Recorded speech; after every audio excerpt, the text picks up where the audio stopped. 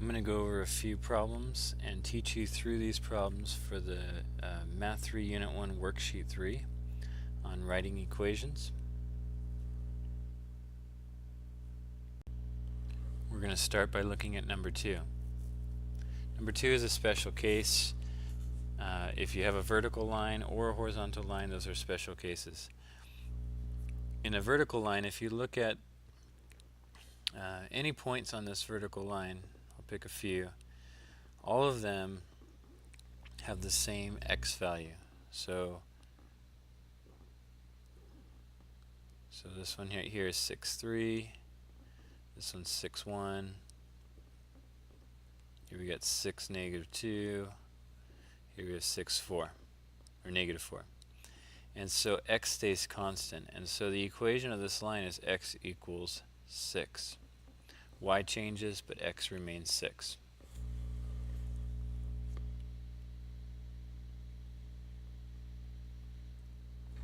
Next, let's take a look at number 6.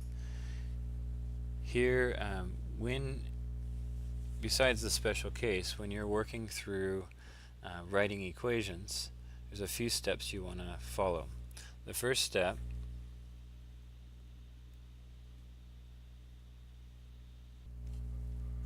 is to identify the parent graph point and formula. So I'm going to write that down here. So step 1,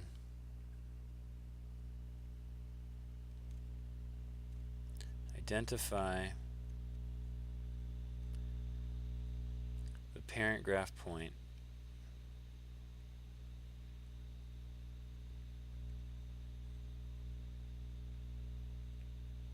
and equation.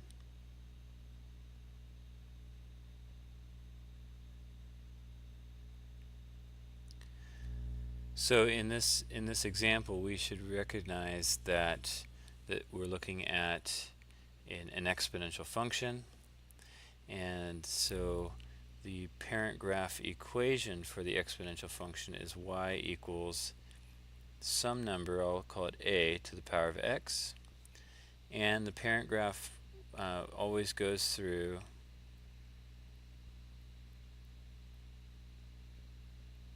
the point 0, 1. So after that, the second step, step 2, is to incorporate the translation into the formula.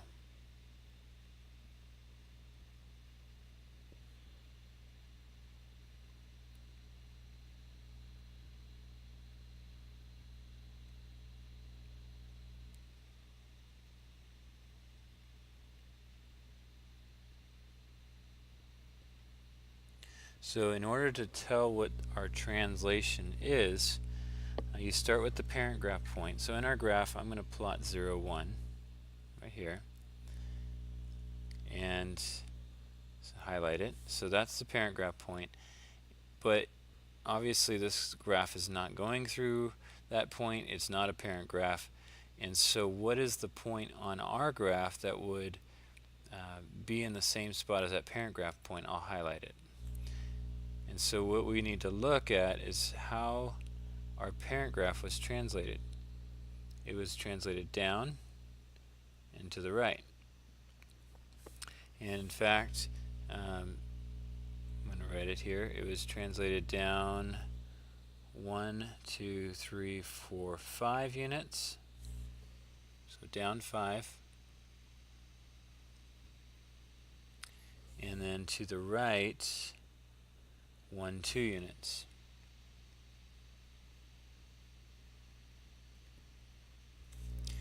So I'm going to take that parent graph equation, the y equals a to the x,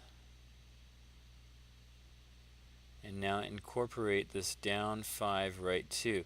So down 5 means I have a -5 tagged on to the end, not in the exponent, just at the end. Right 2 means I'm going to put a -2 in the exponent with the x, and if you want, you could surround that part with parentheses. Okay, we're almost there. Last step is to find out what a is. So step 3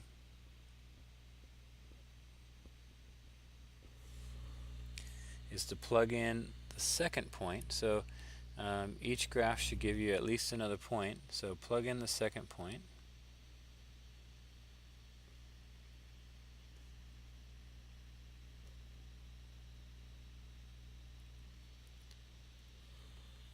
To find the missing variable.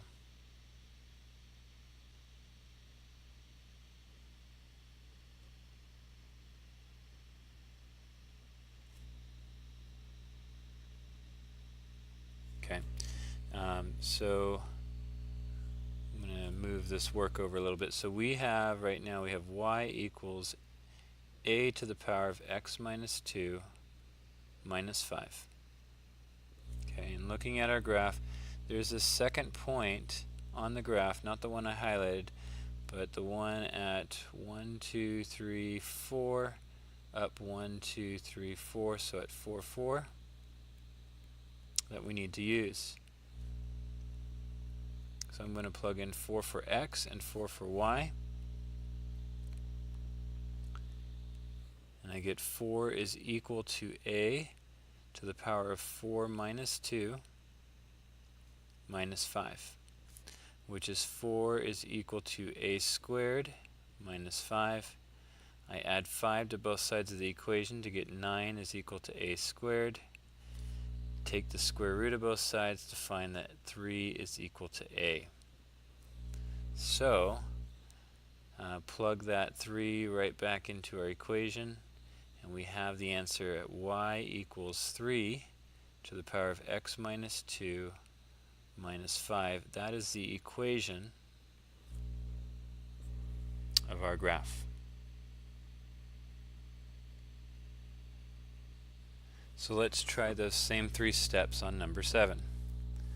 So step 1 was to identify the parent graph point and the formula. So we see we got this V shape, upside down V shape, which is your linear absolute value. The parent graph, here's what we know. The general form is y equals some number, I'll call it a, times the absolute value of x, and it goes through the point 0, 0. Okay, so since step 2, we're going to incorporate the translation into this formula. So in order to find out what the translation is, I'm going to plot the parent graph point 0, 0, and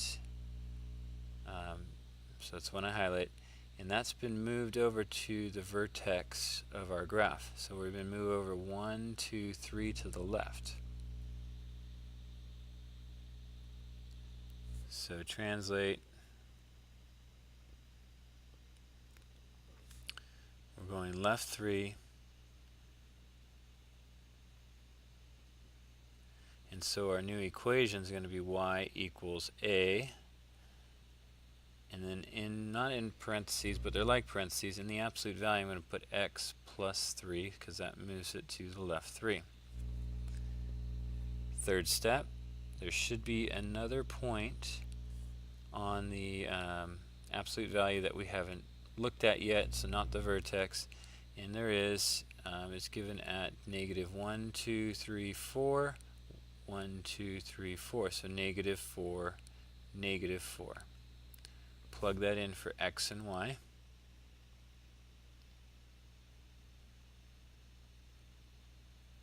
And this will help you solve for a.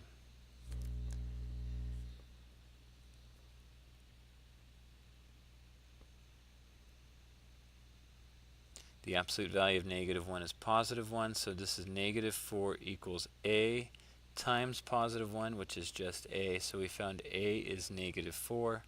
Plug that back in, and we have our answer, y equals negative 4 times the absolute value of x plus 3. That's our equation. Next I want to look at number 10. Here we have f of x plus g of x. We want to find that. We're told that f of x is 1 minus x cubed.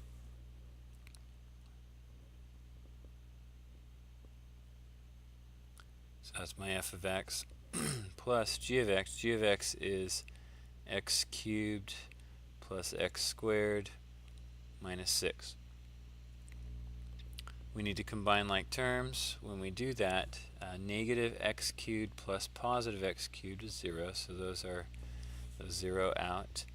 And so we have 1x squared, so we get x squared, and then 1 minus 6 is minus 5, so x squared minus 5. I'll put y equals that. That's our equation that we're working with. So we found it, now we need to sketch it.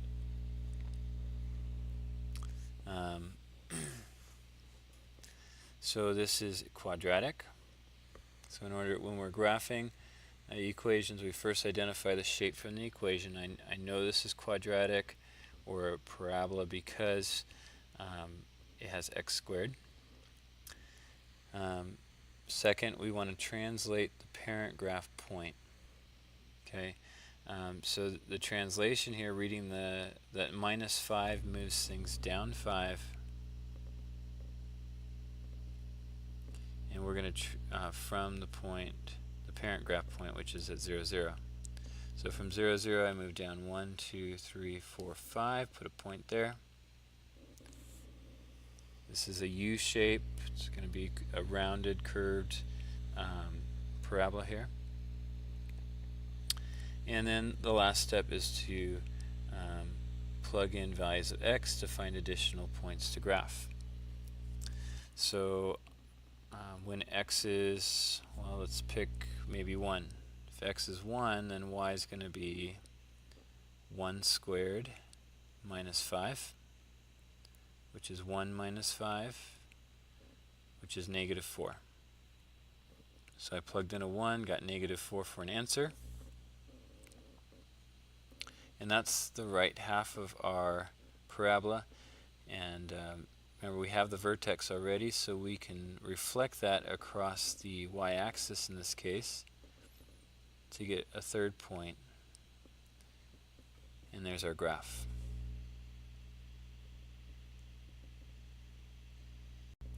Next, I want to go over number 12 with you. Here we want f of x minus g of x. So f of x is x squared plus 1 minus g of x is 2. So x squared plus 1 minus 2 is what we want, which is going to give us x squared minus 1, because positive 1 minus 2 is negative 1. So y is equal to x squared minus 1. So we're graphing this, we're identifying the shape of the graph from this equation, just like in number 10. This is quadratic, or U-shape, gives us the parabola shape. We want to translate the parent graph point, so that minus 1 tells us to move down 1 from the parent graph point at 0, 0. So we end up at this point here at 0, negative 1. And then we find additional points by plugging in x. So I'm going to plug in x equals 1 again. I end up with y equals 1 squared minus 1, which ends up being 0. So 1, 0 is a point I go through. And this is the right side of our parabola. Reflect that point across the y-axis to get the left side. Make sure your parabola does not look like a V. And we got our graph. Lastly, I want to go over number 14 with you. On 14, we're asked to find the composition f of g of x. Remember what this means. This means you're plugging in the function g of x into f of x. So we're taking x plus 4, which belongs to g of x, and we're plugging it in where x is for the function f of x. And so it's going to look like this. It's going to be 1/2. In parentheses, I'm going to put the x plus 4 plus 1. Okay. To graph this, we first identify the shape of the equation. by process of elimination, we get to a line because there's no absolute value sign, there's no squared, there's no exponent, so that we're working with a line here. Second step, we translate the parent graph point. Reading this equation, that plus 4 moves us left 4, that plus 1 moves us up 1. So we're going left 4, up 1, from our parent graph point 0, 0. So left 1, 2, 3, 4, up 1 gives us a point our line goes through. We can get additional points two ways. We can pick x values and plug them into this equation, or because it's a line, we can use a slope. And the slope is the easier method. Here our slope is 1/2, which is rise over run. So we move, for every time we go up 1, we need to go right 2. So we know one point we go through, so start at that point, which is at negative 1, 2, 3, 4, up 1. So we start there and go up 1, right 2. We got another point. Then go up 1, right 2, and we got a third point.